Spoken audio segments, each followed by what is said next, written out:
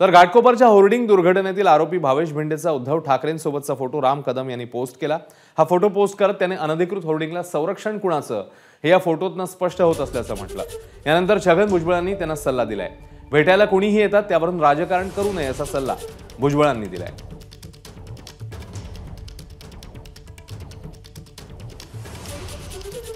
काय पराक्रम केलाय भावेश भिडेंनी, कोण लागतो हा तुमचा, काय संबंध आहेत याचे आणि उबाटाचे।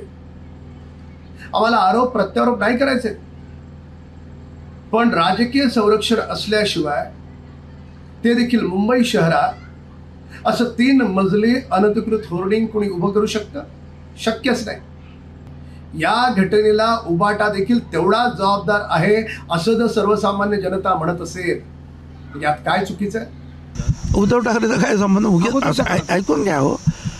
आणि अशा अनेक लोक जे असतात, हे जे व्यापारी असतात, धंदेवाईक, ते नेहमी आमच्याकडे सुद्धा येतात, पुष्पगुच्छ घेऊन, काहीतर मिठाई घेऊन फोटो काढतात। माझ्याकडे तर कोणी पण येते आणि फोटो काढतं, मी नाही म्हणू शकत नाही। आता कोण आहे, काय आहे, आपला कार्यकर्ता आहे की नाही हे सुद्धा कधी कधी लक्षात येत नाही। आणि मग अशी लोक असल्याने सगळ्यांकडे त्यांचे फोटो असतात, तर त्याच्यावरून काही इन्फ्लुअन्स काढणं हे योग्य आहे असं मला वाटत नाही।